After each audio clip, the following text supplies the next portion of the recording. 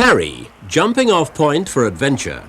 The 8th Paris-Dakar raid will take 478 competitors on a 3-week expedition across 15,000 kilometers of the toughest terrain known to man. Organizer Thierry Sabine starts the prologue in conditions far removed from what lies ahead, but just as treacherous, particularly for the bikes. The route is 2,000 kilometers more than last year, and Sabine says it'll be more difficult, more beautiful and harder than ever before. Serge Baku, twice runner-up, the Yamaha rider is now looking for victory. Francois Chalier is backup rider in the 4-man Rothmans Honda squad on new Honda Twins, the XLV 750. Cyril Neveu, a 3-times winner of the event. But conditions totally unsuitable for 2 wheels. 96, Gilles Lallet, the reigning endurance world champion. And Jean-Michel Baron making only his 2nd appearance in the event, completing the Rothmans Honda quartet. Cagiva pinned their hopes on Frenchman Hubert Auriol, a veteran of 7 Paris-Dakars with 2 wins under his belt. But the biggest name of all in the 128-strong field must be Gaston Rayet on the Marlboro BMW. Rayet, just named Belgium's Sportsman of the Year, is after a record-breaking run of 3 wins in succession, and he's joined by teammate Eddie Ho. For the cars, there's little problem with the ice. Heading the Rothmans Porsche team is 1983 winner Jackie Ickx. His team of 4-wheel drive twin-turbo Porsche 959s includes twice winner Rene Medj. Although they failed in 1985, Middle East Rally champion Saeed Al-Hajri has since taken victory on the Faroes Rally with the 959. 1985 1-2 winners Mitsubishi have faster, sleeker Pajeros for Patrick Zaniroli and Andrew Cowan, while Hubert Regal has the longer wheelbase version of the 4-wheel drive turbo in the chase car role. Mitsubishi, Porsche and Range Rover will battle for this year's honours. Popular as ever, the mighty trucks and favourite Dutchman Jan de Rooij's 1986 DAF has twin engines with 4 turbochargers and is capable of more than 200 kilometers per hour. In London, New Year is celebrated in Trafalgar Square. In Paris, all the fun of the fair is part of the build-up to the Paris-Dakar, and 300,000 enthusiasts want to share in the excitement. The competitors, crews and organisers make the most of a comfortable, clean bed for the last time in 21 days or more. It's an early start as the searchlights sweep the sky before dawn at Versailles on New Year's Day. The trucks will be first away at 6 a.m.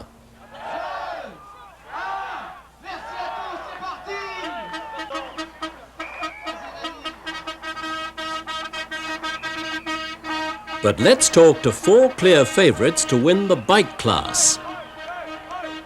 Paris-Dakar again, how difficult? Yeah, this year is especially difficult. I think it's very long. It's 15,000 kilometers from Alger to Dakar and about 1,000 kilometers a day. Yeah. So it will be very long and difficult.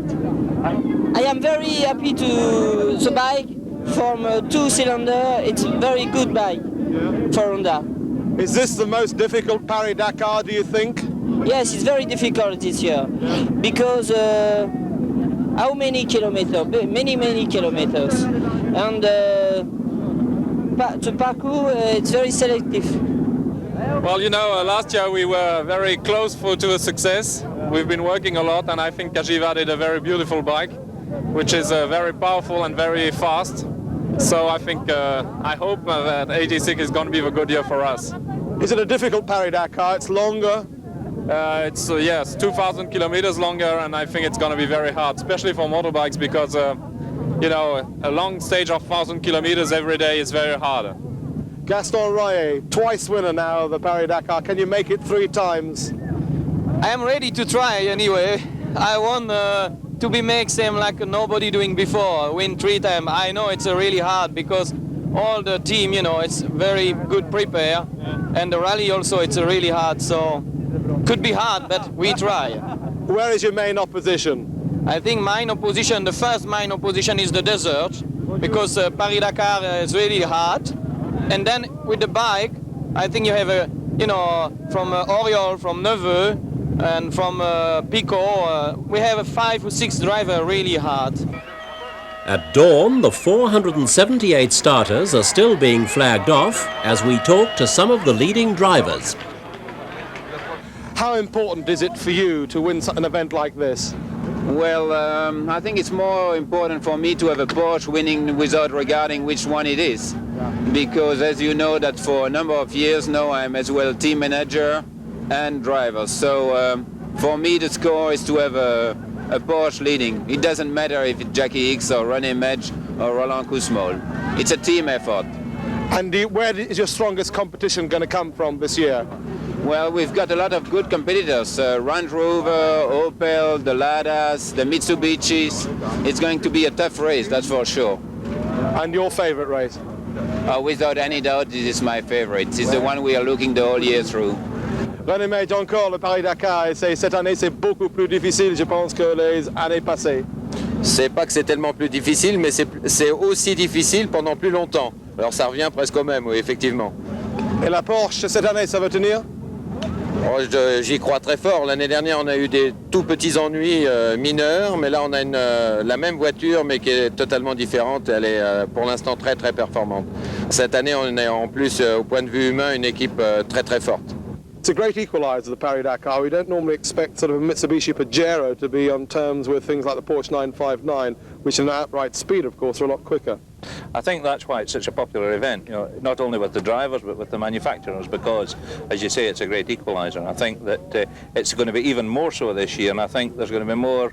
The successful teams are going to be the reliable teams, because I believe we're probably going to lose our service at some point, and where it gets difficult for the trucks to pass. And if this happens, then the reliable car will win the event.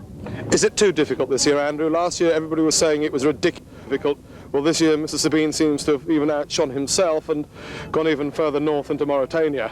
I think it's going to be very, very difficult. And last year, as you say, it was extremely difficult. And you know, I'm a bit apprehensive about it. I think maybe there'll be a lot of us stay in the desert, and maybe we'll have 1 or 2 finishers, maybe no finishers at all. Once again, for the Paris-Dakar, you must be a glutton for punishment. There must be something wrong with me, but no, it's exciting. I like to see the finish line this year.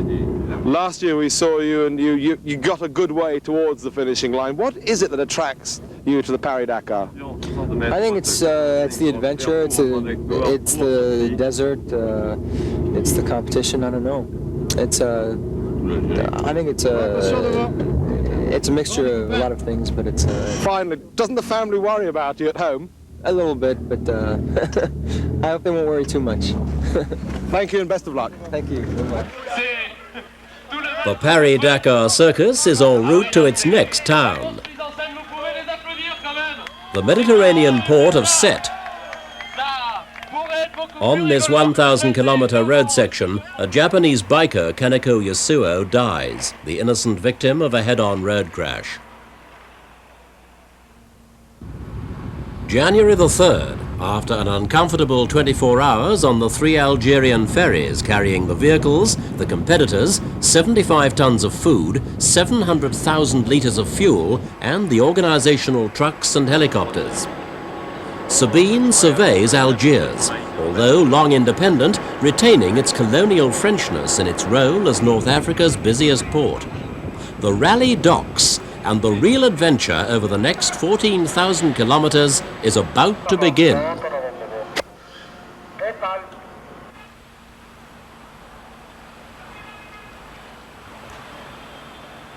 As the ferries unload, we see one of Videovision's 2 Mitsubishi Pajeros, chosen after their 1985 victory and specially prepared to carry our crews on and ahead of the entire rally. Marlborough BMW roll off, Raye, Ho and third man Raymond Loiseau, the chase bike. While 85 winner Zanni Rowley checks his own Mitsu. The Rothmans Hondas disembark. And here are the Opel Kadett 4-wheel drives of Guy Kousel and Erwin Weber, GM's future rally challengers. Past winner Medj brings the Rothmans Porsche off, as Zanaroli heads for customs. 56 hours after leaving Paris, the raid will make a 660-kilometre road dash across the snow-covered Atlas Mountains to the start of the first special at Gardea. By the time customs formalities are over, it will be late at night when the racers leave Algiers and the last vestiges of modern civilization. There will be no rest before the 6 a.m. start of the 580 kilometres Gardea-El Golia stage. After an overnight halt, there's another 550 kilometres to Insala. Already the bikes have provided a major shock. Belgian Guy Heinen on a Yamaha is the leader, stretching his slender advantage at El Golia to more than 5.5 minutes by the time they reach Insala over Honda Italy's Andrea Balestrieri on one of the single-cylinder Hondas. The going ranges from wide-open desert to twisty tracks and long sections of rock-strewn paths. Third was Eddie Howe on the Marlboro BMW. On this sort of going, punctures and falls were inevitable.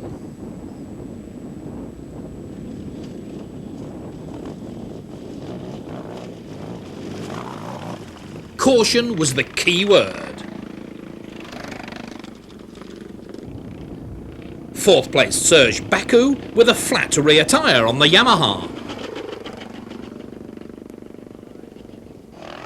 Another Honda Italy man, Alessandro De Petri, was holding 5th position ahead of Philippe Vassar.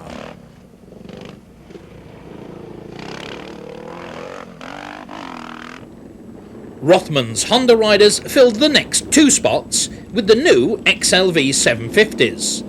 Not so much torque as the old 600s, but much faster. 96 Gilles Lallet. With teammate Cyril Neveu 8th, pressing on hard wherever he could to close with the leaders and stay ahead of Philippe Joannou.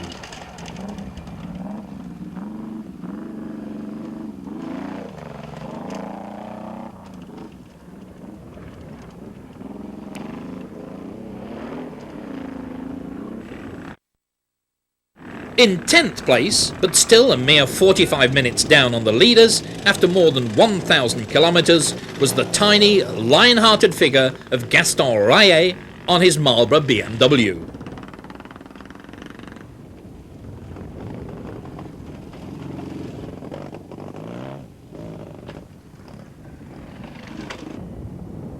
The first surprise in the cars is the speed of Zaniroli in the Mitsubishi, who has orders to race right from the start.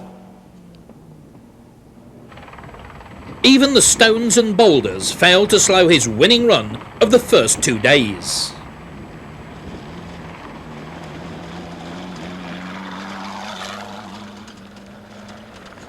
Second fastest, but 13 minutes behind, is the Range Rover of Jean-Pierre Gabreau.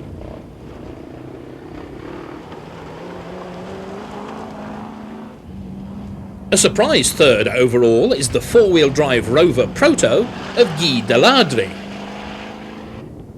In 1985, the Rothmans Porsche 959s drove too hard, too early, and team orders this year are to hold back on these early Algerian stages. Medj is 4th, and takes the stones far more gently than Zaniroli.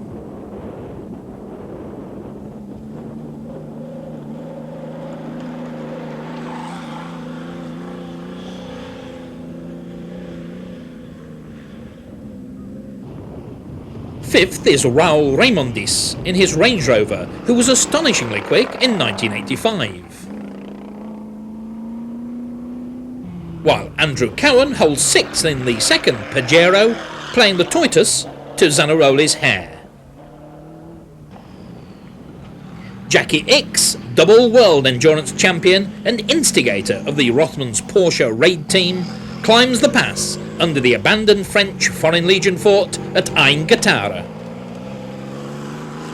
De Roy, heading the truck brigade, is magnificent in 16th overall. The rocks hold no terrors for his hard-charging, twin-engined DAF. 1985 truck winner Carl Friedrich Capito climbs past the fort in the Mercedes. Move over, buddy. Georges Gouin scorches his Mercedes past Dakar. This year, even the trucks have service trucks. Sports car racer Hans Heyer is contesting his first Paris-Dakar in an MAN service truck.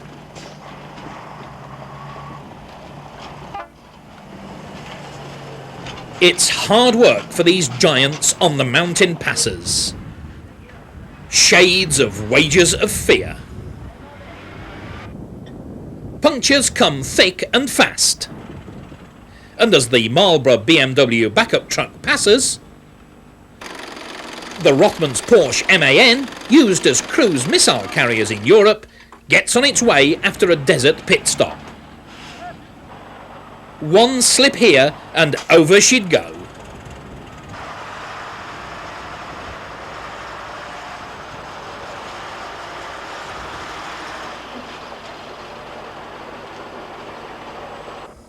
The first day in the desert, and disaster already for Frenchman Henri Pescarolo. The four-time Le Mans winner's Range Rover burns out 1,000 kilometres from the nearest fire station.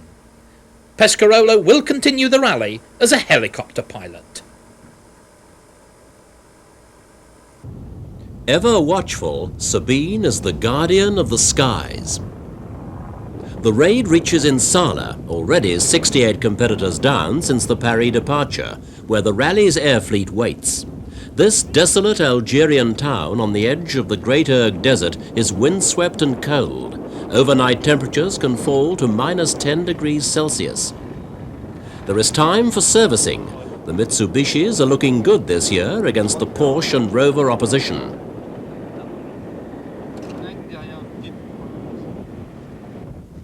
Training to be a vulture?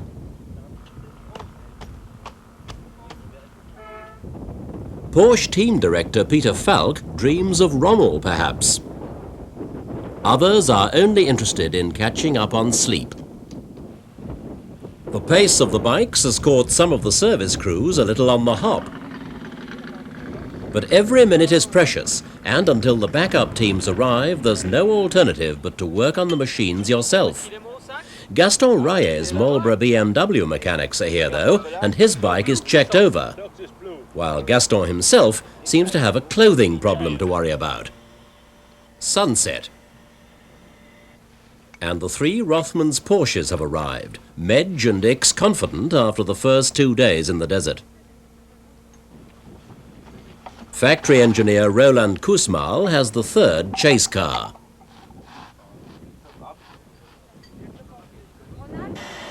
Night falls. Tomorrow, January the 6th, there is a 640-kilometre special to Tamanrasset, followed by a 400-kilometre loop into the Hogar Mountains. Everyone is up early, including these two enterprising locals, about to help the police with their inquiries. Now the base camp almost deserted, as the crews move on a few kilometres to the start. Again, it's bitterly cold. First jobs for the bikes is to install the roll map with the route card for the coming stage. Then the depleted field is called up for the start. Cyril Neveu moves off on the Rothmans Honda.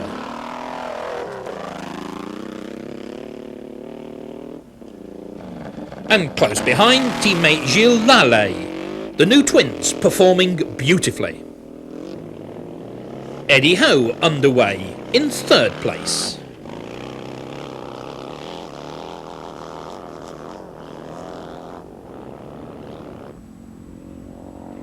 By the end of these two stages, this man, Andrea Balestrieri, on the older single-cylinder Honda, will have taken the lead in the bikes, with the field whittled down to 87. Serge Baku on the Yamaha is up to second spot, almost 14 minutes behind the Italian, with Neveu third on the Rothmans Honda. Gaston Rayet has slipped back a little. He's 11th, just behind teammate Eddie Howe after 3 punctures, a heavy fall and mechanical problems. But early leader Guy Heinen is out. The cars are flagged away and dust remains a constant enemy in the winter winds. Zanaroli is first away, followed by Gabreau.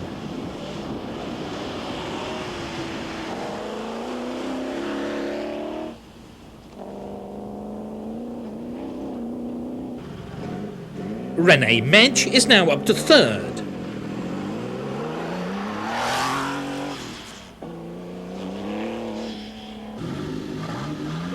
And Andrew Cowan fifth, after Delardrier hits engine problems in the Rover Proto. Gabreau hurtles through the Arak Gorge on the way to Tamanrasset. As French national TV station Antenne 2 filmed the starters from their helicopter. Gerard Mars's Rover will soon be up to fourth. Porsche chaseman Kusmal is back with the trucks after helping X with suspension problems.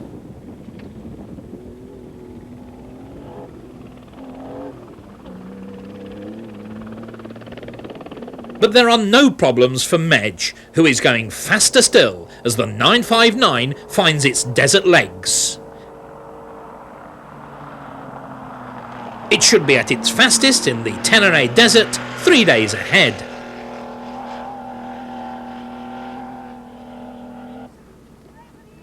For Cowan, however, major troubles. A head gasket failure loses the Scotsman 1.5 hours.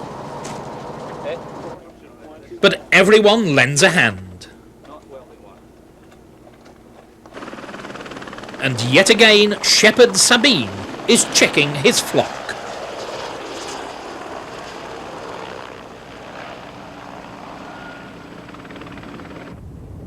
Two-way traffic on this desert racecourse as Capito holds second place in the trucks, but now 2 hours behind Flying Dutchman De Roy.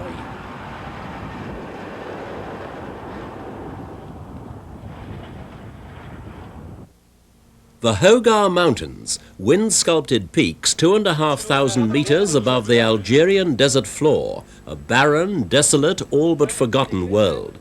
And here lies the Antenne 2 Aerospatiale helicopter, which crashed whilst filming the raid.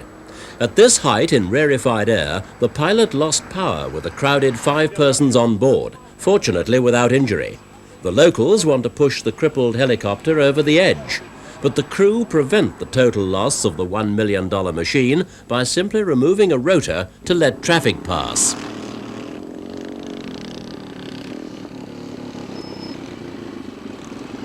Pass to the carelessly parked helicopter, Gaston Rayet and Cyril Neveu dice wheel-to-wheel on the rockery.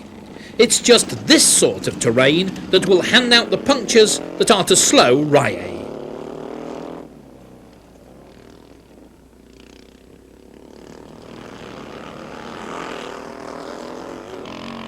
Andrea Balistrieri, the class leader, showing the skill that has earned him the lead. But he has to hurry. Only 17 minutes now separate the top 4. Gilles Lallet was running 5th.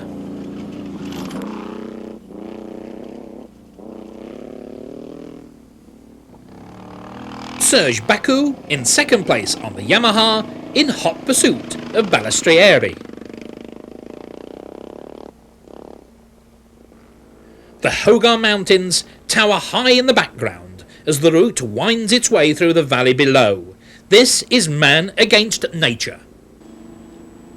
Francois Charlier, the Rothmans Honda backup man, just can't believe his eyes as he passes the crashed helicopter.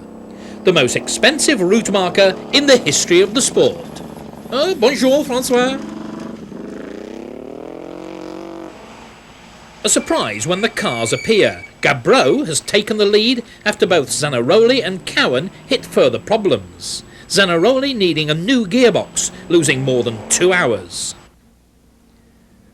Medge is next up, passing beneath the refuge of martyred French missionary Father Pierre Foucault. 60 years later, monks from his order still maintain a vigil in these forbidding mountains.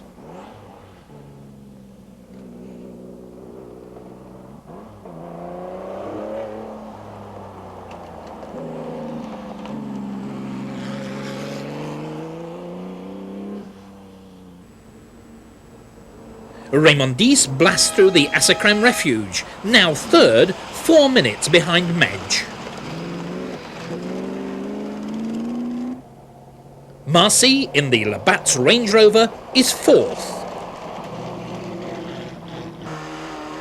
Pierre Lartigue, winner of the Algerian rally, has the only remaining larder. The Moreau brothers, the well-known acrobatic team, have rolled theirs out of the event. Delardre is back on form after his problems. And Jackie Ickx is running hard with his suspension problems behind him.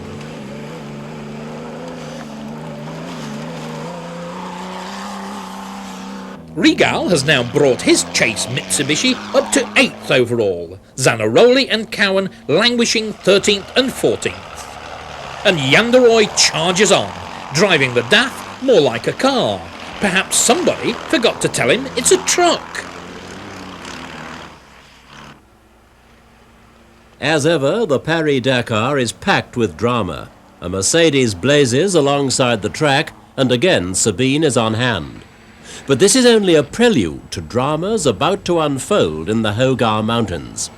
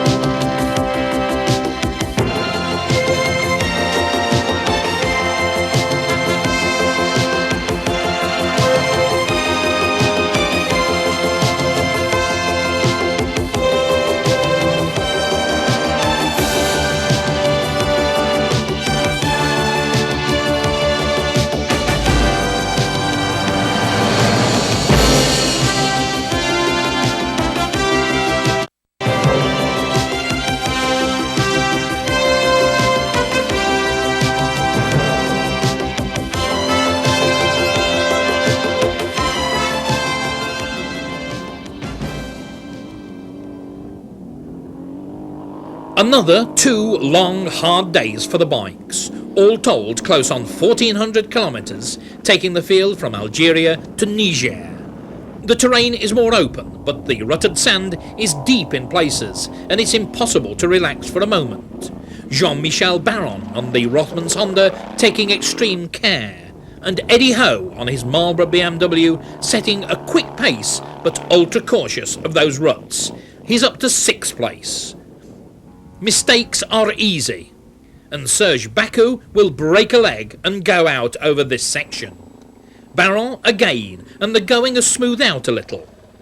Cyril Neveu now leading the field, and his taller rival Hubert Auriol up to 2nd spot on the Cagiva at a rest stop chat to the ever-present Terry Sabine. The battered BMW of Gaston Rayet. He has crashed heavily, and both man and machine have suffered. Rayet has cracked 6 ribs and broken a collarbone. He's in terrible pain, but the little tough guy refuses to quit.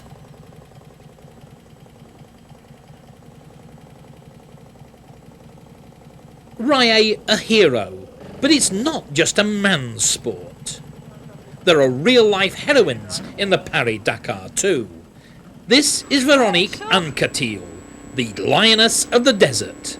The 26-year-old Yamaha rider from Rouen lies a brave 30th out of 72. You can see the pain on Rayet's face. A brief halt and they're away again. Cyril Neveu, the leader, heads off into the desert once more, but even he prefers to travel in a group because of the very real danger of losing the way or getting bogged down. Raye is suffering and needs help even to climb on board the Marlboro BMW. He and the bike are beginning to look very second-hand. On these very fast stages, Medj becomes the third leader since Algiers, the Rothmans Porsche flying across the wastes. Gabreau has had engine problems and Raymond Dice is now second.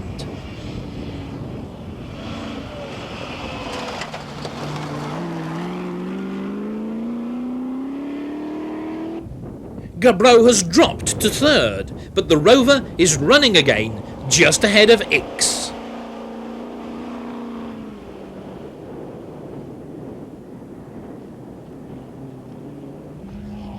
Zanaroli has a lot of catching up to do. But Cowan has fallen further back with gearbox problems of his own. And Kusmal has the chase Porsche up to 13th.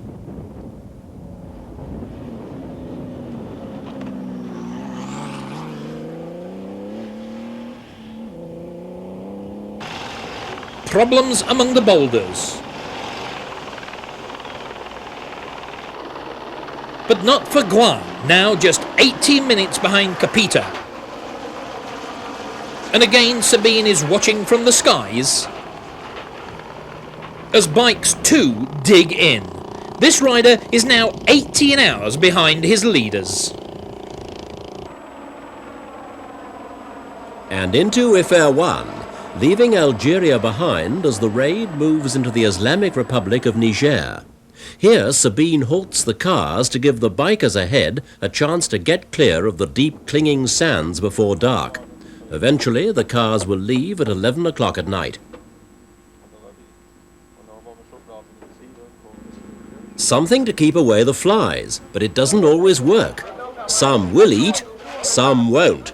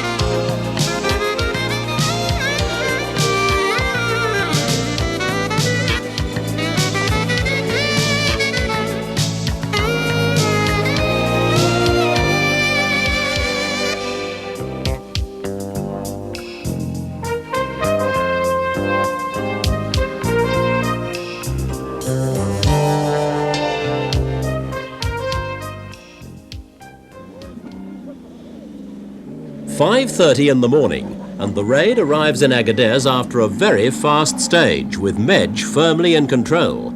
But there'll be no time for sleep, only refueling and quick servicing.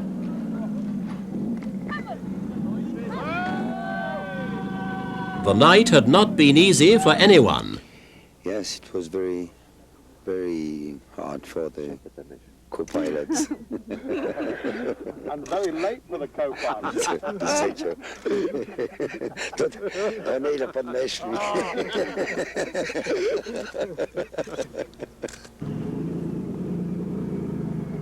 Off into the Tenere, in the middle of the world's largest desert.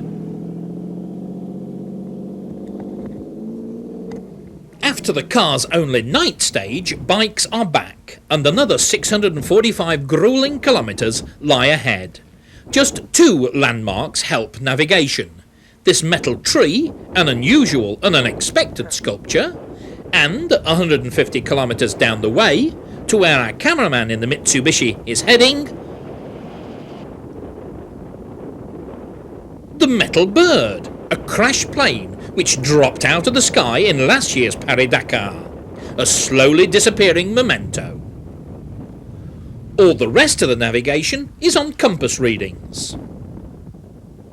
Time for fuel, and no credit card facilities here. It's cash only everywhere, and for the bikes that means about $7,000 to carry. The machines all have huge tanks, holding around 55 litres of fuel, more than many family cars. Jean-Michel Baron fills up as the Honda Italy bike of Orioli comes in.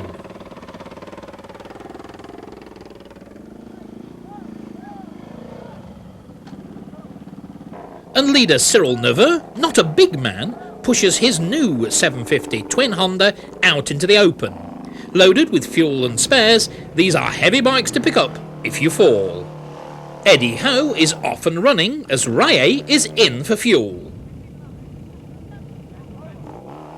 But it's not long before Gaston is away too. Car leader Medj races straight past the metal tree and notes the distant signpost for the dunes of Bilma and ultimately Diercou. This is the terrain on which the Porsches are at their best. Neveu and Lale, first and third, pass the Metal Bird. And cut off towards the faraway dunes. Oriol, in second place on the fast Cagiva, will close to within 28 minutes of the Rothmans Honda, while Ballestieri and Ho, the leading BMW rider, are fourth and fifth. Gaston Raye, despite all that pain, is up to 7th, but a crippling 2.5 hours behind arch-rival Neveu. The Metal Tree and the Metal Bird are the only landmarks in 1 million square kilometres, yet, but for seeing our cameraman, Lartigue would have taken the wrong direction.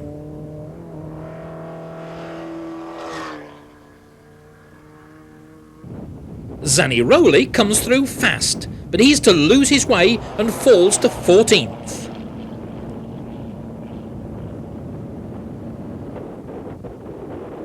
Ix is now second to Medj, racing past at close to 200 kilometres per hour.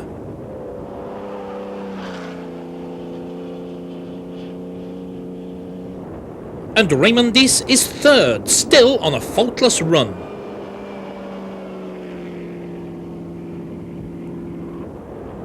De Roy has pulled out even more time in the trucks.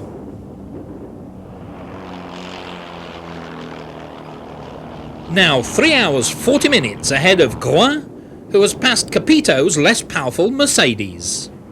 These purpose-built racing trucks are so fast they all but plane across the desert sands. The Opels may be flying, but Coursul is way down the order after suspension problems.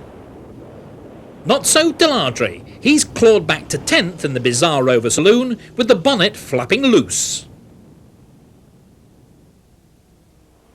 The evening of January the 9th, the end of another tough day and an eerie stillness at Diercou. It will prove to be the calm before the storm. A swig of clean, cool, refreshing water for René Medj, the race leader. But Gaston Raye is relieved just to have stepped off the bike. Even this hard man is feeling the strain. Others have mementos of the Desert War as well. A bloody nose for Gilles Lale, and Cyril Neveu inspects the damage to his helmet and visor after the battering from flying pebbles. Among the air fleet are the Douglas DC-3 Dakotas of the organisation, carrying radios, emergency equipment and personnel.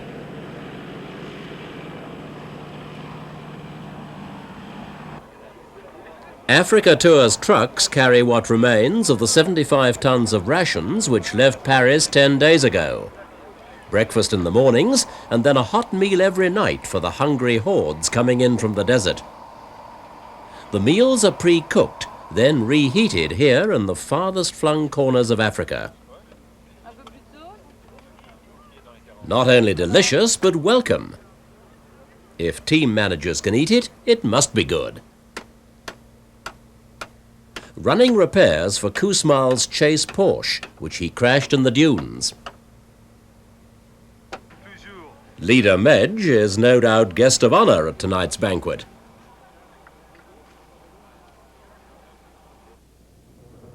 From Dirkou, the raid heads south, brushing the border of war-torn Chad, before swinging west to Zinda.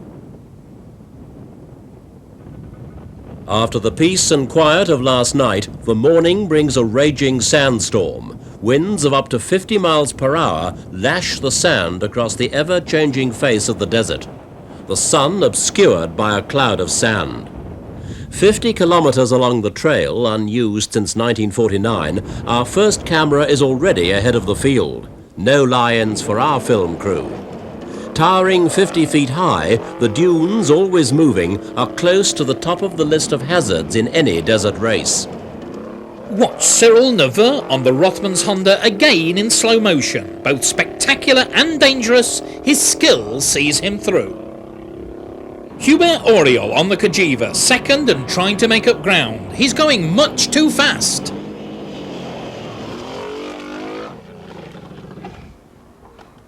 Andy has the nerve to blame our cameraman for not waving him down.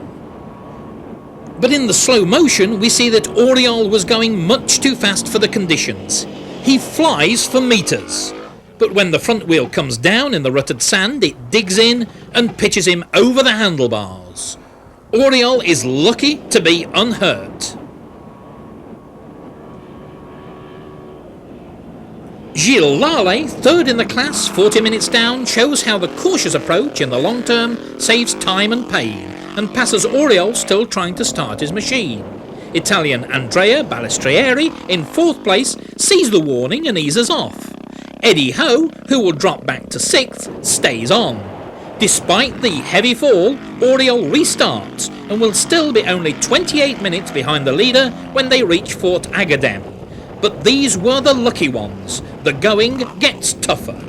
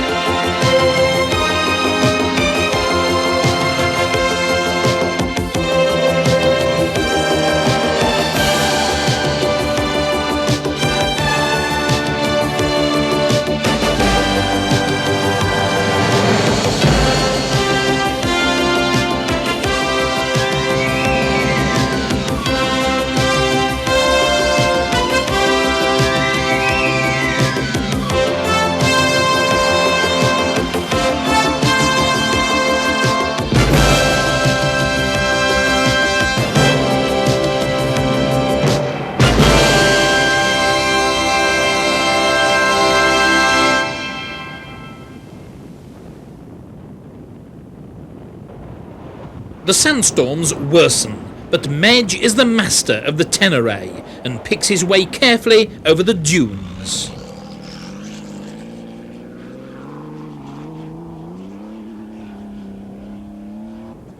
Like a Saharan mirage, the leading Rothmans Porsche appears, its four-wheel drive coping well with the deep sand along the track Sabine waymarked 2 months ago.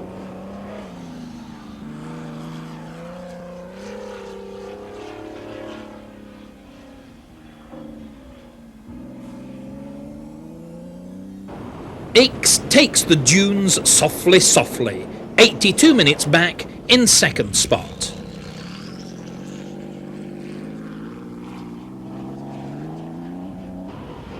Raymond Dies too is sure-footed, 10 minutes behind X.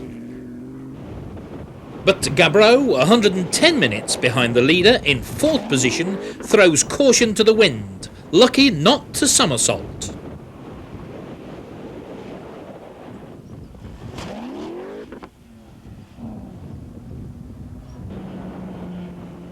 Zaniroli, in 14th spot, slows.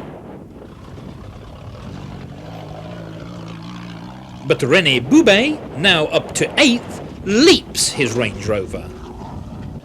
Jean-Jacques Ratet is spectacular too. Andrew Cowan powers on towards Agaden. Yanderoy ploughs through the dunes rather than over them. While Franco de Pauli's flight so frightens him, he retires his Quattro there and then. Prince Albert thrills the onlookers. While Lepre jumps the Czechoslovakian Tatra. Bouncing Czechs.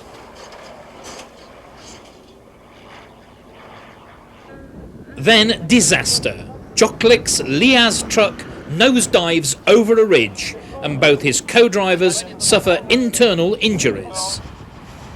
The Iron Curtain is weighed down by African sand. And then even the Flying Dutchman runs aground. So bad are the sand traps of the Tenere. Not impressed, especially by Gouin's refusal to stop and pull him clear. In this Sargasso sea of the desert, the truck raid is becalmed. The Czechs dig, while the Liaz crewmen are tended by the Ambassat paramedics. Capito has selflessly stopped to help De Roy. Gouin sinks later on. Poetic justice. Carnavale's Astra sinks in. Heretier's Liaz jumps a dune and bursts a front tyre. De Roy is still digging. The raiders are still high jumping, and Sabine comes in to see what's going on.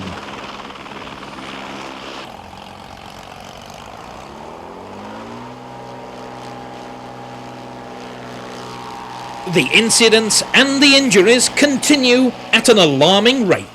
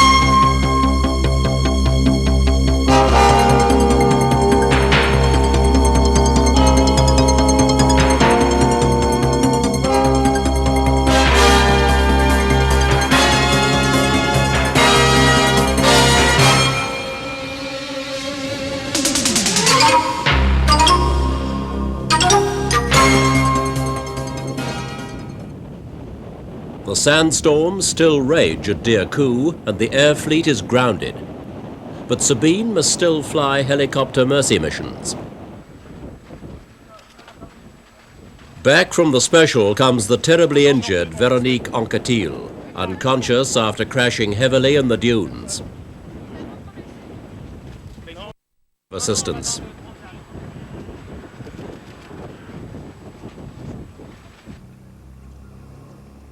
Sabine then heads south again to where Deladré has somersaulted his rover Proto, crushing the roof and seriously injuring his co-driver.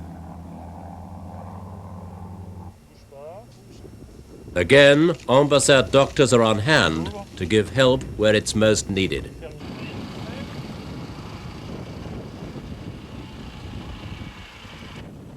The carnage has prompted the organizers to commandeer this French Air Force Hercules to use as a mobile hospital. 26-year-old Veronique is brought in still unconscious after her Yamaha crash. Others have broken limbs set here. All will be sent back to France, but the worst injured, like Veronique, will receive priority evacuation. In the meantime, Ambassade provide expert attention both in and out of the desert. There is no shortage of news stories in this eventful Paris-Dakar. A further 100 kilometers into the stage, there are lost souls and lost cars. The retirement roll grows daily, and like the metal bird, these lifeless hulks will form landmarks in the middle of the 8.4 million square kilometer desert for future travelers. All competitors carry emergency radio beacons to bring assistance in the event of disaster, provided, of course, they're in a condition to operate them. One biker is determined not to use his beacon at the risk of exclusion. The Tenerife Desert, a vast emptiness. For Veronique, an SOS Assistance Learjet responds to an urgent call to Geneva, and within 14 hours of her crash, she'll be in a Paris hospital. This high-speed rescue is a testimony to the efficiency of the Thierry Sabine organization.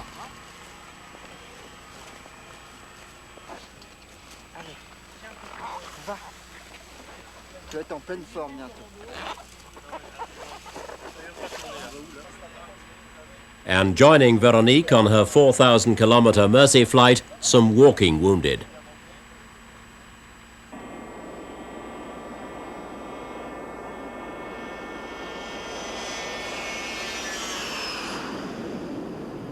No corner of the Paris-Dakar is too remote for help.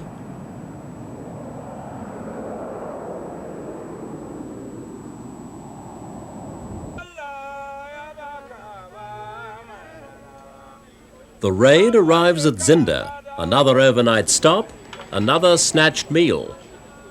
Faces are fewer as retirements mount, but Mitsubishi are still here in force, with Andrew Cowan pretending to be a coal miner.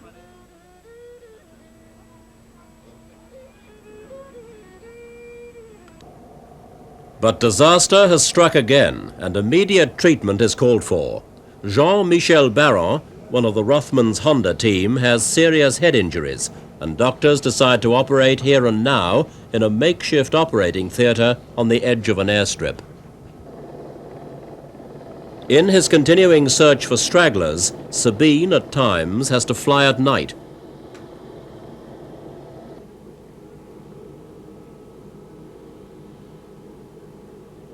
Even on the ground, his vigil never ends. Baron, too, will be evacuated back to Paris, where a month later he was still in a deep coma.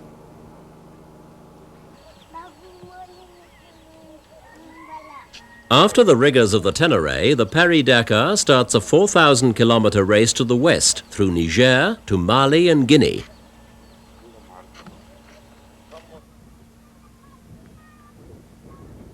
Niamey, capital of Niger, will provide the first rest halt after 13 days on the move. The youngsters, so beloved by Band-Aid's Bob Geldorf, turn out in force to wave the raiders off. Neveu still in front, but now from teammate Lale after Oriol has crashed out of the event. Eddie Ho is the leading BMW rider in 5th spot, but the injured Gaston Raillet, down in 8th place, 4 hours adrift, will need a miracle to win. Leader Rennie Medj is impressively quick down the high street. And chasing him, now in 2nd spot, is Raymond Dees, having overhauled a cautious X. Jackie pushed to 4th by Gabreau, but only 90 minutes covering the top 4. A near K9 miss for 5th place Pierre Latigue. And a high-speed pass by Cowan, fighting his way back up through the order. Grahn is still chasing De Roy, although 3 hours behind, but there's a long way yet to go.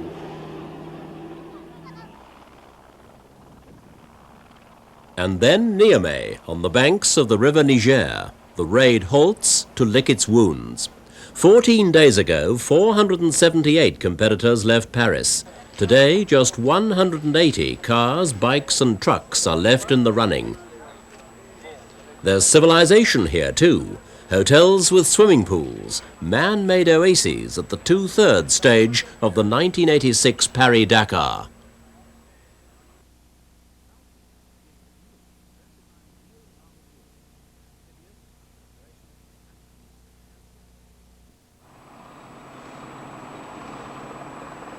January the 14th on the Paris-Dakar, and the surviving 99 cars, 44 bikes and 37 trucks cross the river Niger en route for Gourmara-Rousse, an 814 kilometre special along some of the worst tracks of the event.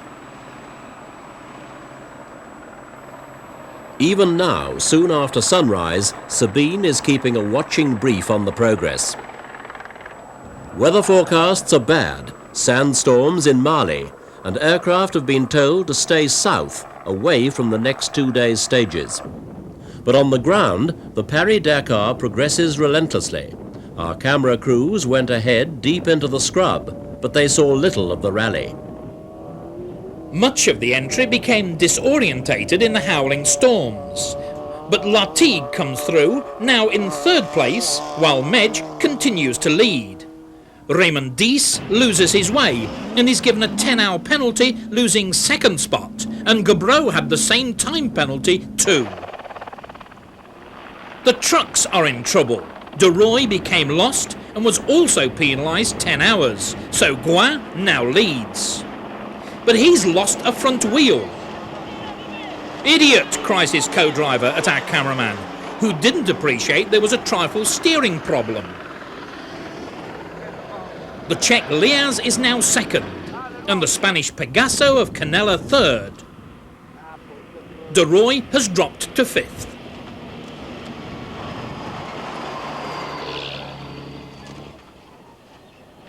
Up in the skies above the Niger, Sabine on the right and his pilot continue their search for stragglers, but evening is fast approaching and the storms have worsened.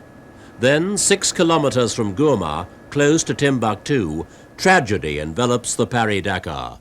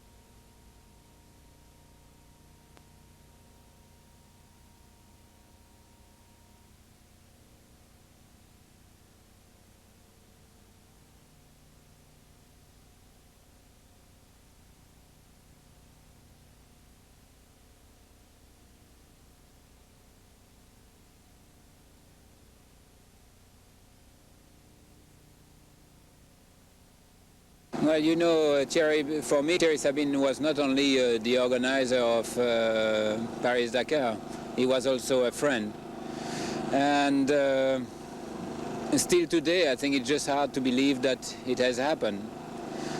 And the last 3 days were fairly painful, but I believe that the decision of the organizer to keep the race running and to keep going on would have been the wish of Thierry anyhow. So our desire, as far as the participants are concerned, is to keep going and to be in Dakar, looking forward for the 9th Paris-Dakar, because the monument that Thierry has built is something shouldn't disappear.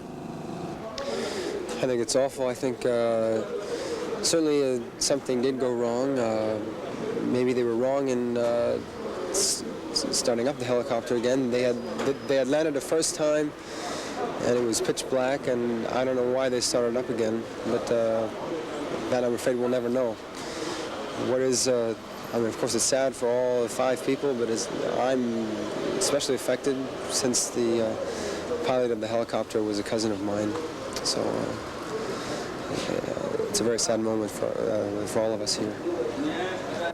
Yeah, I think Sabine was a great man. You know, he make from this organization something fantastic. It's a good PR man. I know him very well. It's a good man. But now I can say Thierry start to be too strong in the rally. He want to say where people can go in the limit, you know. And also he do the same thing. And I think what he do, it was really too hard. An incredible person, incredible organizer, and just nothing seemed too much for him, and he was always a friend of the competitor. He always had time to speak to you and advise you if you had a question to ask. I don't think I've ever driven in an event with a better organizer. But you'll remember him as a friend? Yes, very, very, very good friend. I have a lot of admiration for him, really, really, and very, very good feeling.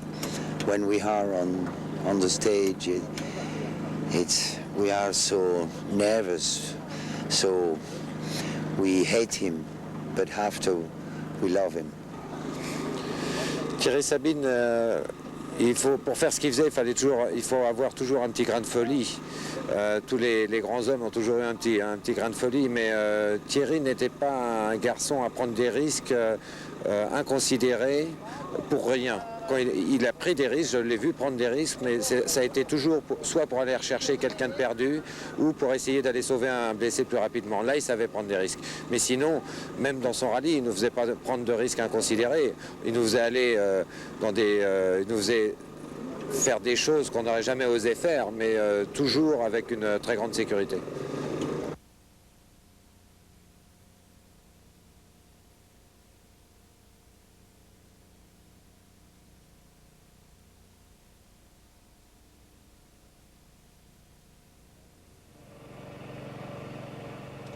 The tragedy leaves the Paris-Dakar raiders stunned. The January the 15th stages are cancelled, and the remnants of the rally collect together for a silent convoy to Bamako.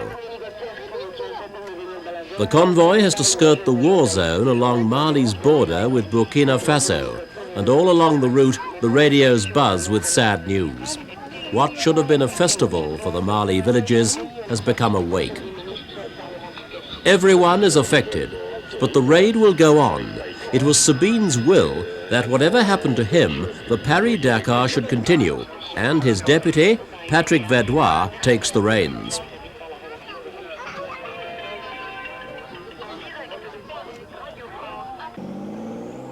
Medj leaves the checkpoint en route as the raiders stop overnight at Bamako before entering Communist Guinea on their way to Labé.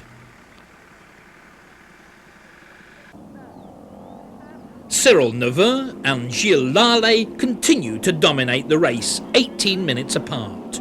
Riding side by side, the Rothmans-Hon pair maintain a cautious pace that will not jeopardise the chance of victory. But always there lurks the figure of Gaston Rayet, battered, bruised but unbowed. Still 5 hours behind Neveu, Rayet is in 9th place and relying on laser beam and acupuncture to get him through the day. The raid is now moved into the equatorial savannah. Andrea Balistrieri on the Honda Italy machine is third, but only 1 hour 15 minutes behind the leader. Nouveau can quicken his pace when he has to, though.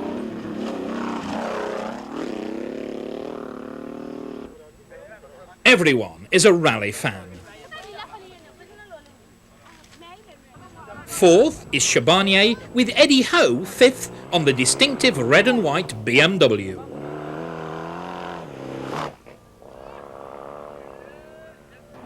Medj is once again the first car through, carefully picking his way among the bumps and potholes. Dust is now becoming a major problem. Ix remains second, 2 hours back after the penalty for Raymond Dies. The Rothmans Porsches totally reliable since Algeria. But Zaniroli is in no mood to be careful. He throws the now 10th place Mitsubishi along the jungle tracks without regard for the bumps.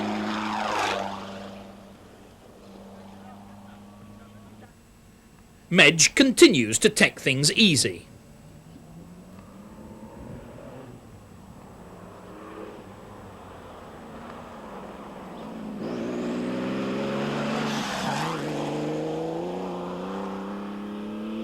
Teammate Roland Kusmal is now up to fourth and looking good for third even.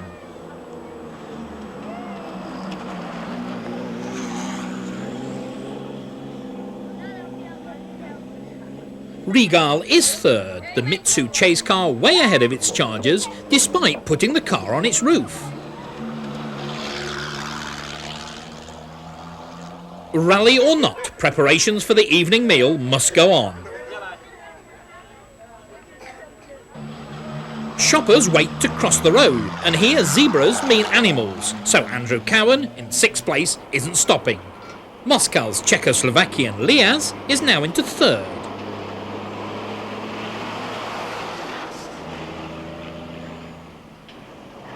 While Groin still leads the trucks, back on 4 wheels. Come on girls, more effort. Every trackside viewpoint has its drawbacks, and this one, being rapidly evacuated, is a ferocious Dutchman.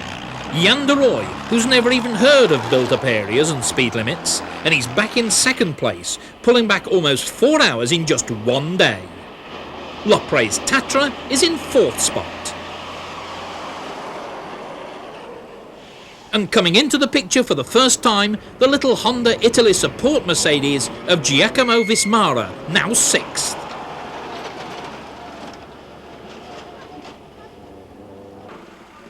It was one of the hardest stages yet.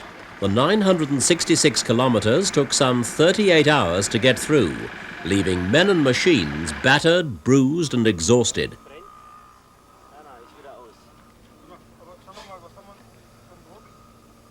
The two faces of Marxist Guinea, police control and more equality for some than others.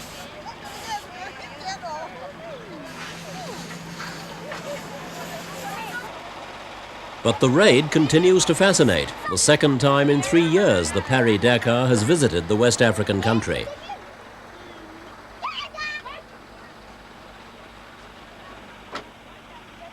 From the ridiculous to the sublime.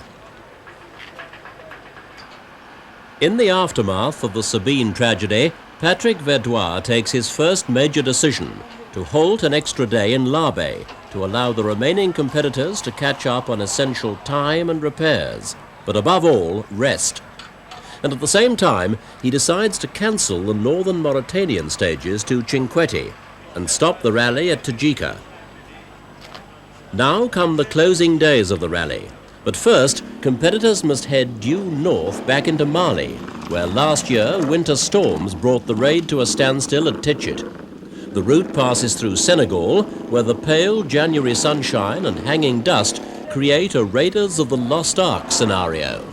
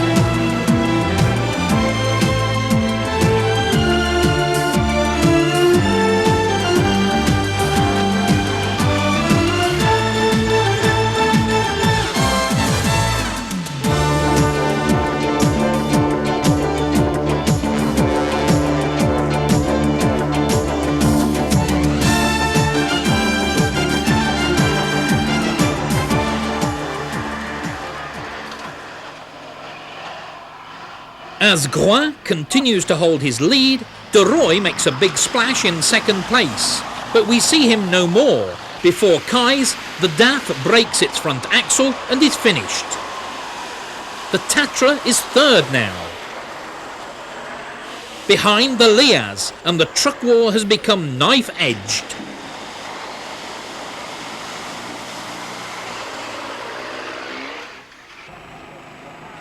"550 kilometers on, and the competitors are again exhausted when they reach Kais. Tiredness shows on Rayet's face.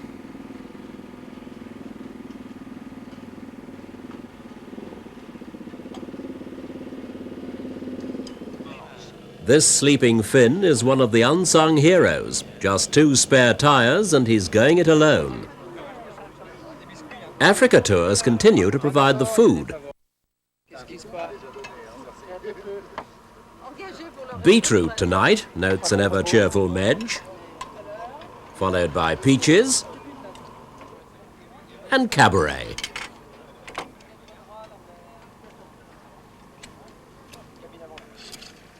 Our Finn carries out running repairs.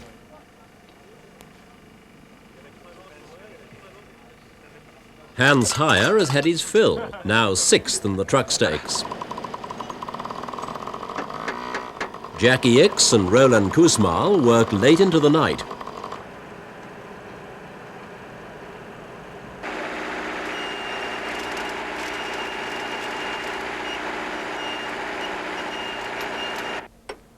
There's no problem that can't be solved with a hammer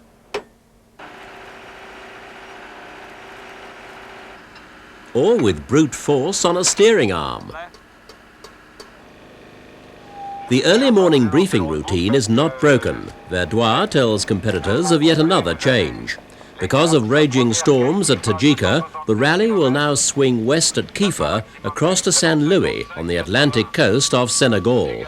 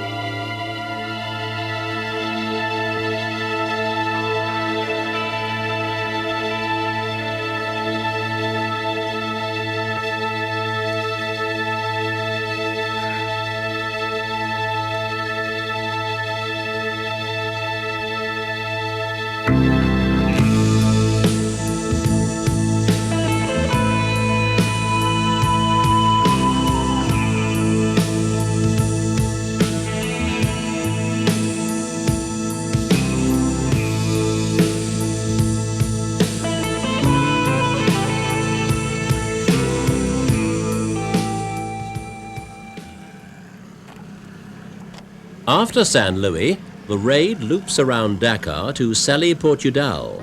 But first there are more rivers to cross.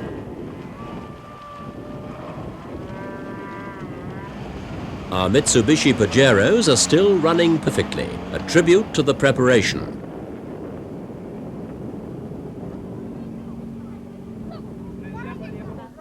And then The dust storms, though, are moving south, making life difficult for everyone. Cyril Neveu and Gilles Lallet, still first and second in the bikes by a comfortable 2-hour margin over the rest, ride together in case of trouble.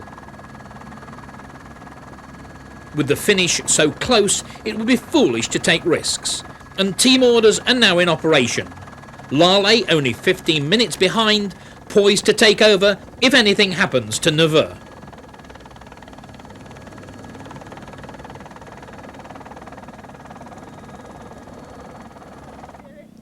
Still third is the Honda Italy rider, Andrea Balestrieri.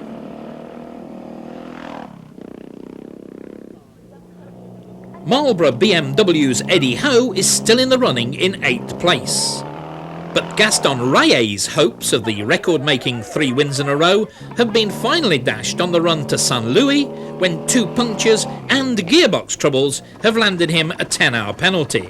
Rayet, though, was still determined to make his point. He won the 3 final special stages to prove that he and the special BMW could be a winning combination with the right luck. 3 days to go and Medj still leads, cautious in these final stages and with good reason.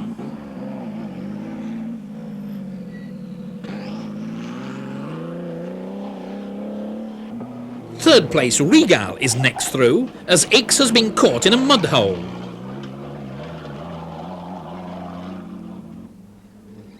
Kusmal stops to help and is caught himself, losing an hour and his 4th place.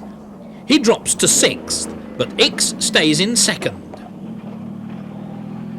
But Lartigue jumps to 4th, and Cowan to 5th in this rally of continuing surprises, with only 1.5 minutes separating them.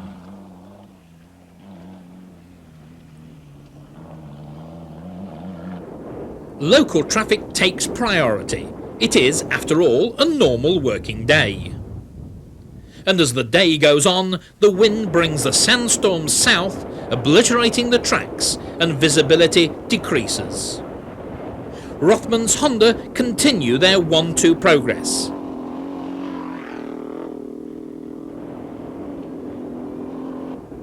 While Gaston Rayet, his pain and bad luck forgotten, presses on to win this stage. He races 4th place Yamaha man Thierry Charbonnier. But the biggest drama is saved for the trucks. All hell breaks loose today. De Roy is already out, and Groin will fall into the same mud hole as X and out of the rally. It will be 24 hours before the Mercedes can be extricated. The 2nd place Czech Liaz of Moscow does exactly the same, and so does the 3rd running Czech Tatra of Lopres. At a stroke, the top 3 trucks are out. This should have let Brno's MAN into the lead, but it too becomes lost, and suddenly Honda Italy's Unimog is leading the Paris-Dakar truck rally, Vismara unable to believe his luck. Hans Heyer, on his first raid, now has the MAN up to 2nd.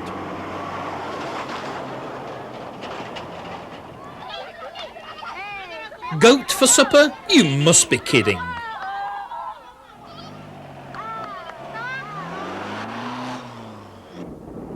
The storms worsen. But Lartigue is still flying, passing the bikes on the way into Saly Portudal.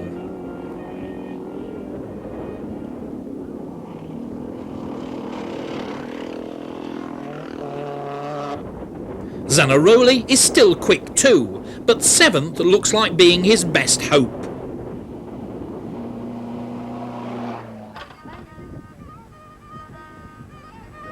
There are more problems at Saly Portudal. The organisers have moved the finish, and southern Senegal is full of lost finishers. Neveu eventually finds it, and wastes no time voicing his opinion.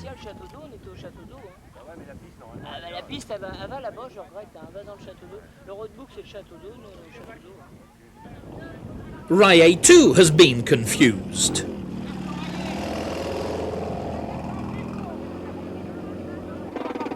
And agrees with his colleagues.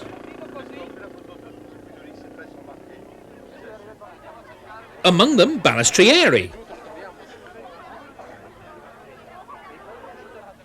And the roadbook proves them right. Through the savannah race Medj and Kusmal. X will be arriving by a different route.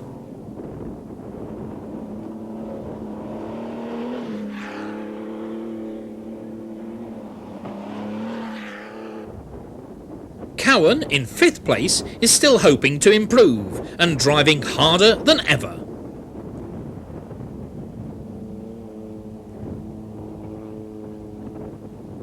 The wind and sand are worse, but Vismara's goal is almost in sight.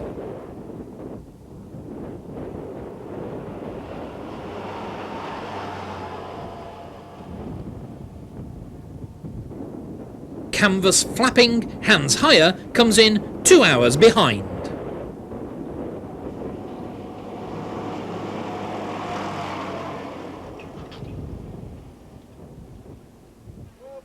Crowds wait impatiently in Sally.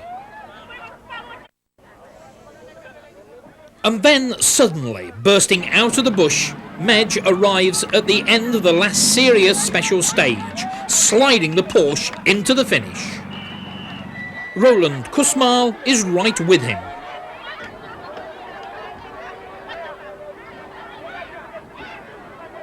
And it's an emotional moment. All that remains is tomorrow's race down Dakar Beach.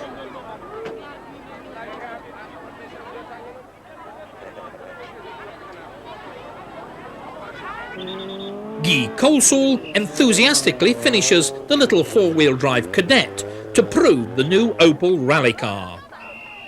And Andrew Cowan is still fifth after his early troubles.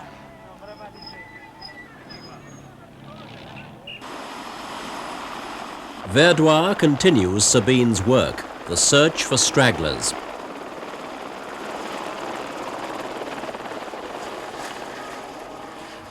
And so to January the 22nd, nearly 15,000 kilometers from Paris. A poignant moment for Sabine's fiancée Suzanne, alone on the beach. Cyril Neveu readies for the final race. And Sabine's brave father Gilbert is there too, to welcome the raiders at the end of the 8th Paris-Dakar. The race is on.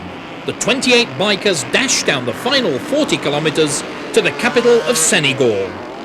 The Rothmans Hondas ride together, but tragedy strikes again. Italian rider Gianpaolo Marinoni falls and is fatally injured right on the last day. Rae scatters the locals.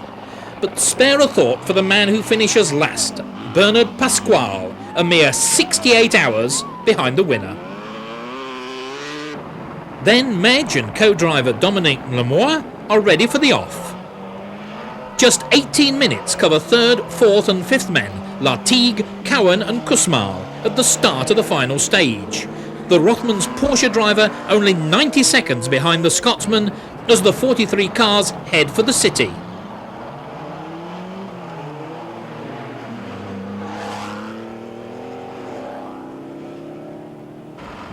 And just 9 trucks will finish the rally, Vismara's Mercedes assured of victory.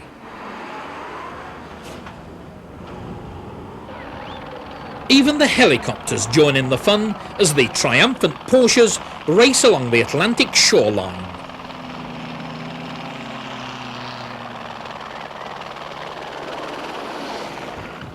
In the final run-in, Cowan attacks Lartigue for 4th and Kusmal Cowan for 5th. Neither can pull it off, but fight all the way to the dramatic finish. Neveu and Lale, accompanied by Charlier, arrive in a Rothmans Honda 1-2, and Neveu takes his 4th Paris-Dakar, an astonishing achievement never equalled.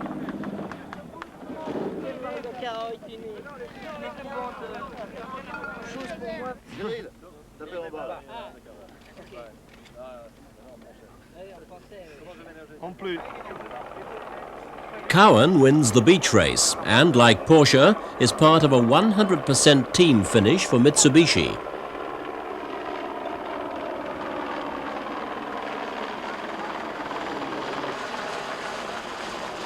But it is winner Medj for whom the crowds are waiting, the Frenchman taking his 3rd victory. From here, the raiders will convoy into the city centre before 250,000 people.